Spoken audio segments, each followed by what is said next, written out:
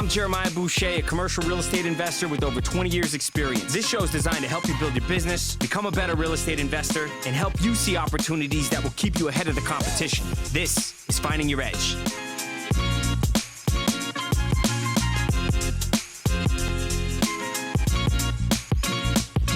Super good. Like thinking about, I was just, a clear picture in my head was, we'll use storage, for example, but you send the monthly invoice comes in and you see that, competitor XYZ is charging, $50 for a 10 by 10 or whatever the number is. And you're at 40 and you're like, by the way, you like have like the three competitors with their prices and just going, but just by the way, if you don't like the new $45 charge, let me just show you where the rates are currently. That's interesting. Yeah. I think, when you invoice your tenants or on their portal, when they go in on their portal for multifamily, you should definitely, be able to show, hey, this is fair market value. This is your concession. Yeah. Oh yeah, definitely. And oh, by the way, this is like just my thing, but it's like, oh, by the way, we're taking care of the lawn care. You're not doing that. We're doing all these, added, because, people, like you said, and even in our life, in your life, if people don't remind you that, hey, by the way, I've been doing this for you, like an employee. Hey, by the way, I've been doing XYZ for you guys. And it, just, I don't know if you've realized that. It's like, oh, wow, that's great. I didn't know that. And glad you brought it to my attention. Now I need to compensate you for that. So it's, you got, again, goes back to value, letting people know. Maybe you have to really just continue to let people know, and or everything, it does get deferred. The deferred maintenance of the company. Then you gotta stay on top of it. So yeah, that's good. That's great. Yeah, that's interesting. So where we're at? So yeah. Oh, go ahead, Marty. I was gonna say I was curious. You're at a conference, and what's kind of going on there. You're there. I was wondering what the reason was and what you're getting it and how you're going to implement it. Yeah. What do we got on time? We 20 minutes in, something like that. We're good. Okay. All right. So, this is a good one. This is a good topic here. And I always like talking to you so everyone can listen to it. All right. These guys, they branded themselves Fund Launch. All right. And guy's name is Bridger Pennington. And he has this, used to be called IFS, Investor Fund Secrets. And I started watching some of their stuff a couple years back. And I think it's the same with the evolution of what you're going through and being a real estate investor, going from residential to commercial investment, taking that elevation in the jump of the business, of the progression. This is a progression of capital raising. So, I think what everyone starts out is, for the most part, if you don't come from money, you fund something yourself, and then you figure out, I don't have enough money to do this business or buy this property. Now I have to go get money from others. And then what, we went through a couple of weeks ago, you go out there and you open up a partnership. And then when you open up a partnership, you have to understand, okay, what is the basics of a partnership? What are the different terms that we're going to be offering in this partnership? And then who is the lead, who is the GP, the general partner, the manager, the leader of that partnership? Who's the limited partner, who's the person that actually is going to be investing and giving you the cash, and they don't have a say in it, but they are an investor and they expect a return for taking a risk on you. So, that is the kind of the next evolution when you're trying to raise capital and you're going through it now. And then it comes to this next stage, where this conference tries to teach people, okay, now you're aggregating capital, you're opening a fund. And what that means is that you're taking money from multiple sources of people or institutions or companies, and then you're going out there and then you're deploying it, and you're going and buying multiple assets with this fund, with this pooled amount of funds.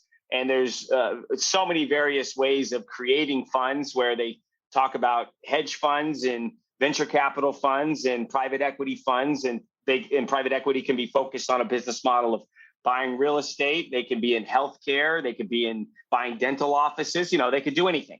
Right. So it intrigued me because, one thing, it's kind of it's a mysterious world, right? Where you enter this institutional per se, labeled money world. And in this money world, there's a lot of terms and phrases that average middle class lower middle class people like us growing up never heard. And then you walk into some of these fancy office buildings at the top of, high rises in Boston or New York or LA, or you're in these conferences where everyone has a sophisticated education behind them, and they put in their graduate and undergraduate degrees, and worked at a firm, some type of investment firm, and they're speaking in languages that you don't understand, right? And when I looked at that 10 years ago, I just avoided it, because I thought, I don't need that. I'm just going to do my real estate thing. And I was taught by the same mentor as you. And I had a handful of partners that kept putting money in some of my deals, and I was able to find some good deals, and I was able to grow. But it got to a point where I couldn't achieve my goals, and I couldn't build the company big enough where I could hire enough people to actually do the jobs that allowed me to grow, where I was a frantic mess. And when I was presenting to that group in 2019 or 2018, I had not a breakdown, but I was very expressive about how I felt about that. And I hit a threshold where I said, enough is enough. I have no more time in my day. Like I have to be able to grow to a degree where I can build enough fees to pay enough people to manage all these properties and to run this investment fund with me. I have to have income, to have employees. So you're going to get to that point.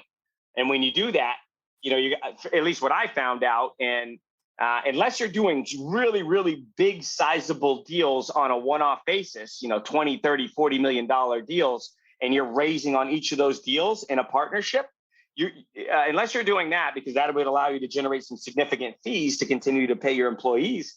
Unless you're doing that and you're doing these $2 to $10 million deals like we're doing, and everyone listening to the show sees that we buy these storages and mobile home parks and small bay industrial, you're going to have to do volume. And when you do volume, you're going to find out that all the partnerships are very difficult to service. You don't want to compromise service and your investors as a partnership. The biggest and most important thing that they want from you, service, is communication and clarity. And when you have 40 or 50 syndications, it starts to get very difficult. And you have a handful of investors in each syndication. So you have over 100 investors. It's very difficult to give them that quality service and communication and clarity, because you have so many different unique partnerships, and some of them, aren't, and all of them aren't synergistically tied together. So you can't share a win in one, and then the other one, gets like, why did you do that one with that guy? And, why aren't you doing what my deal, and you're all over the place. And I'm not saying that's okay. It's not, you don't always have to have funds, but I'm just saying these are some of the things that you go through. And in the beginning, though, what I feel is valuable is doing what you're doing.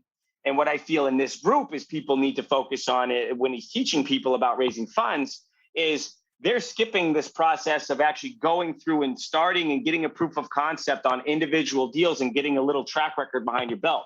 I had that 10 plus year track record where I felt confident and comfortable in those two asset classes that I knew, okay, I can now start to scale up and build a bigger vehicle in a fund and start to enter that world where all these sophisticated people are talking with these terms I don't understand. So for me, it was like, okay, my edge, my niche was I got in there and I learned in and out these two asset classes. I understand who owns them. I understand the obstacles and challenges. I understand the customers. I understand the platform and the environment that's out there, and then where the opportunities lie. And then I was in there and I was able to pick up on that.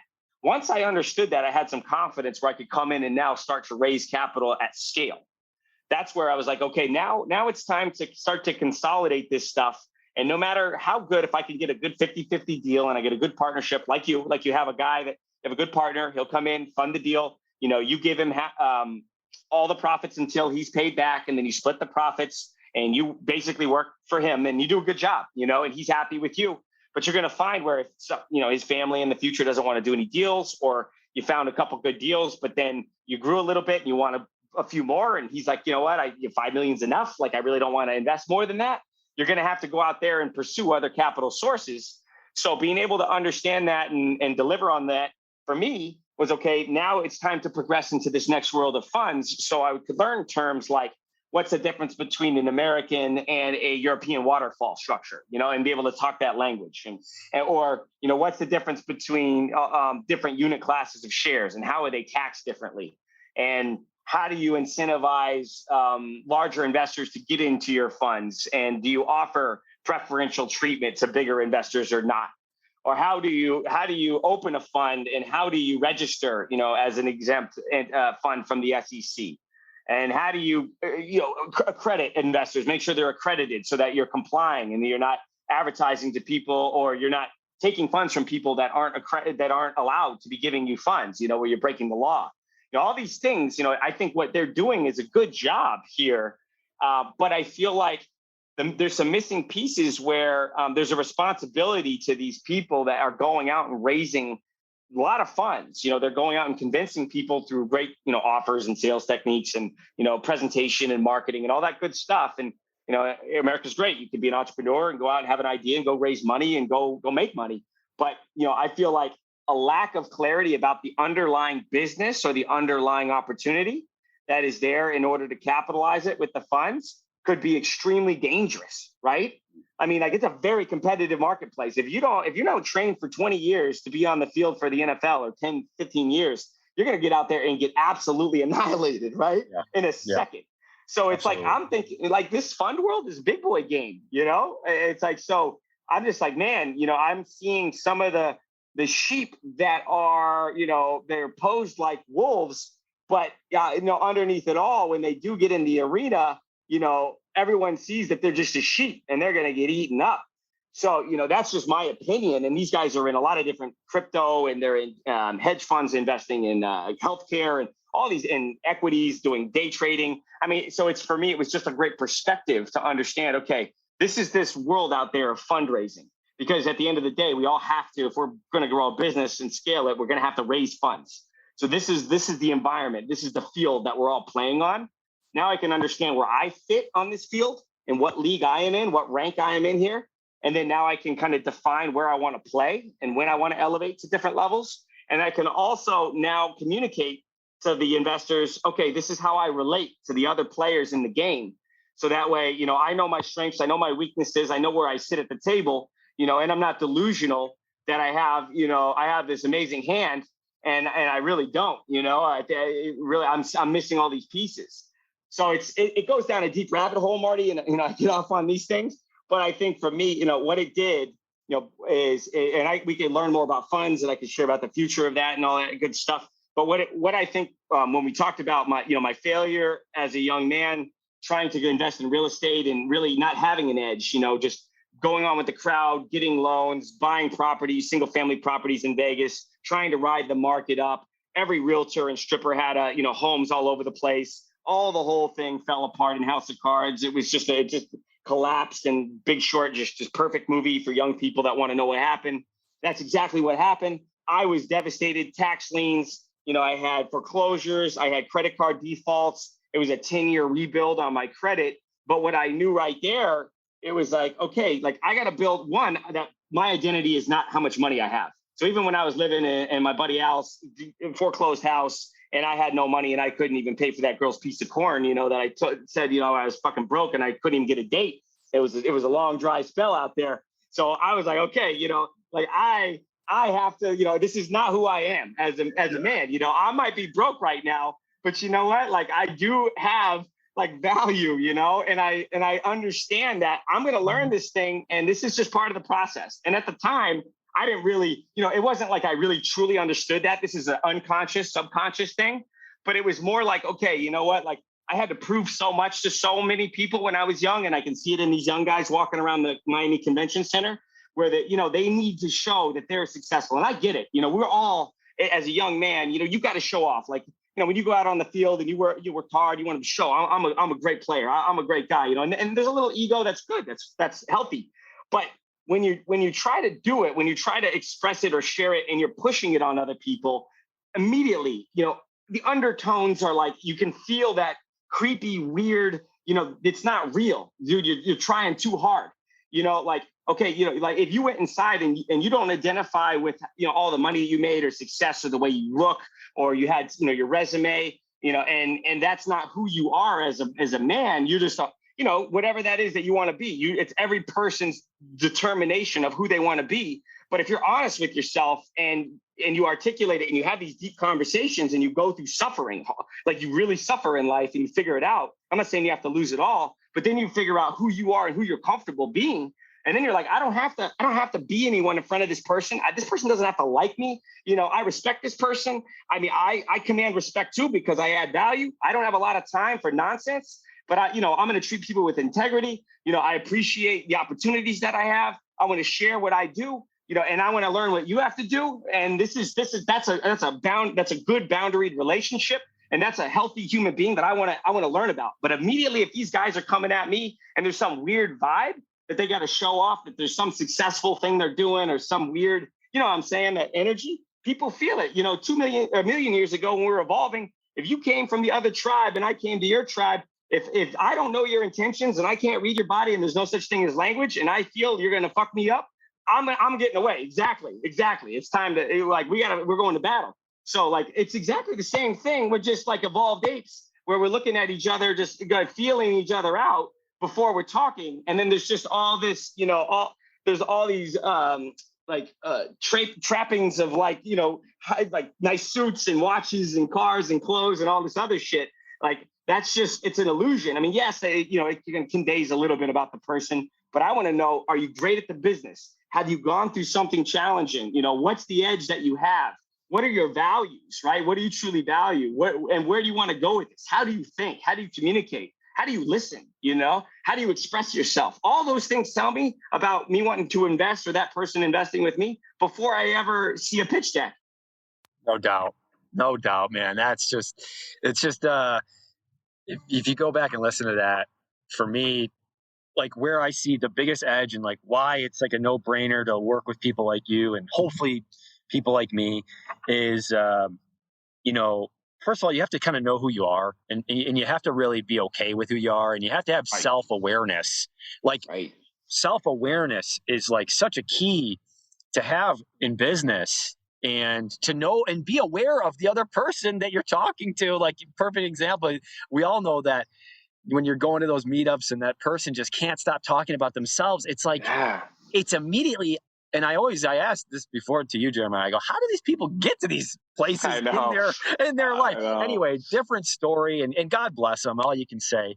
And but where I really see what you were talking about, and where I really see an edge in you, and what gives me confidence in just this podcast, and why people should listen, is because it's almost like the analogy of having the player on the field who knows the business like you do, right? Who's in the business, who's fought on the battlefield, right? Who's literally in the trenches and you used to be in the trenches and still is in those trenches fighting, to now being the owner of the organization, right? So or the GM.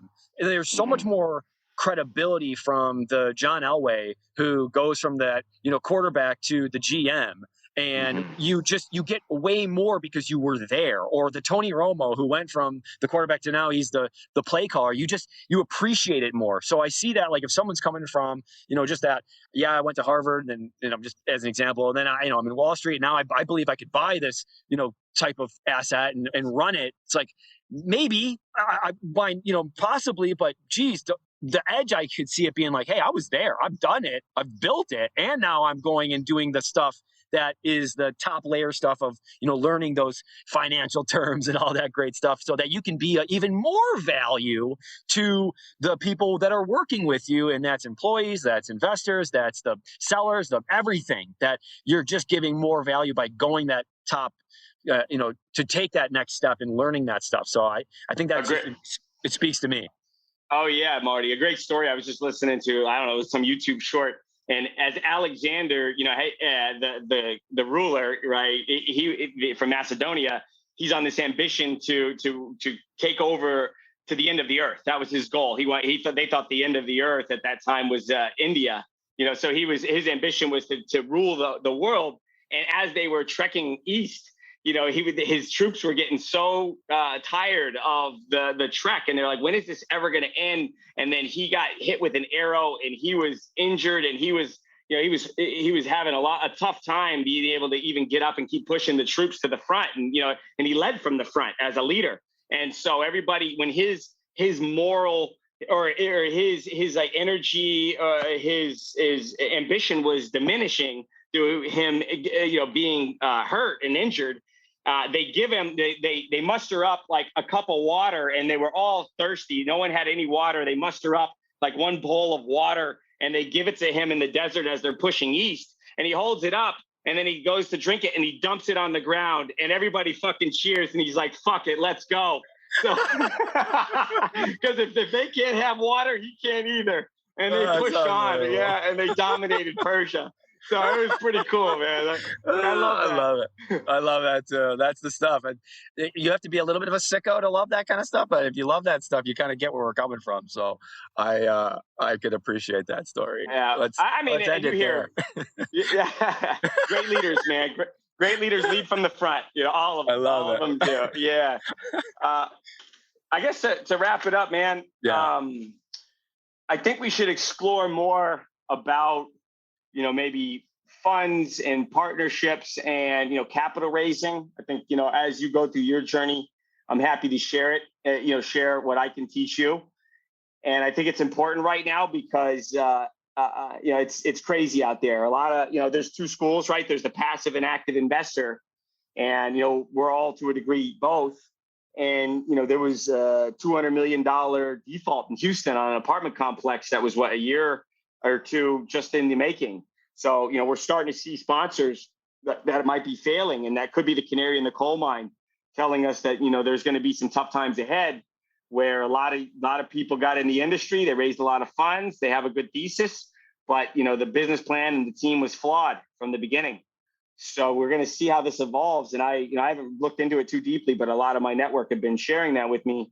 There was an oil and gas Ponzi scheme that just happened for $155 million, I guess, where someone raised money and there was nothing backing it.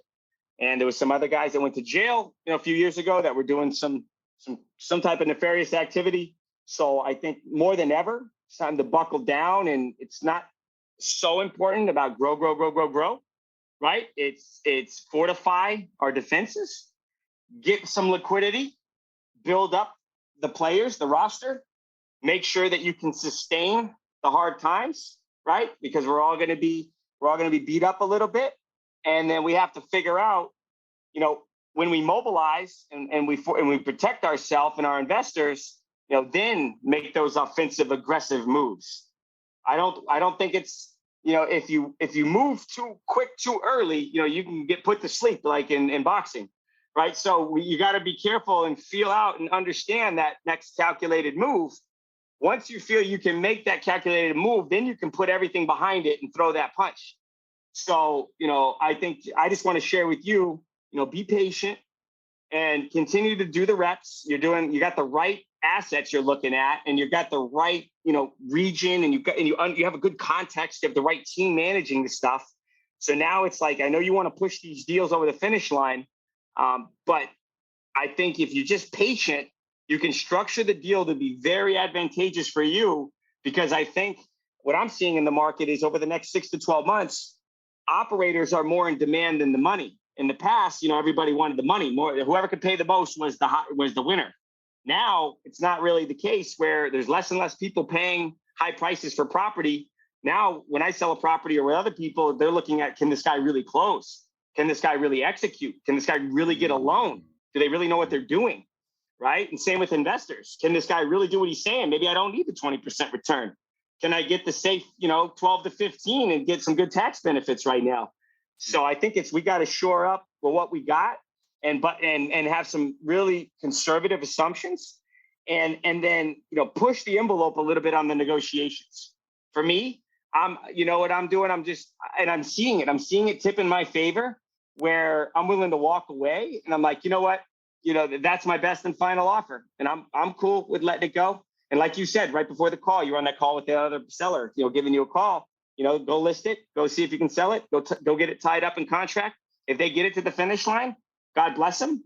But at least, if we're looking at the competition like the art of war, we know our enemy. That person just deployed a lot of resources on an asset that they're not going to make money on, because we're all playing the same game. So good.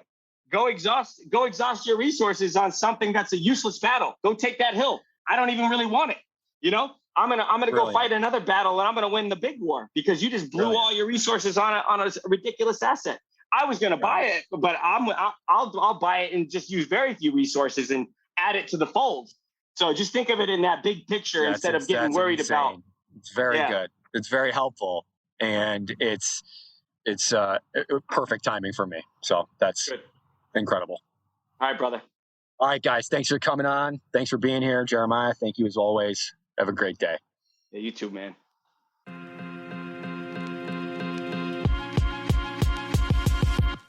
For more information on commercial real estate investing, go to patriotholdings.com. Thanks for listening to Finding Your Edge.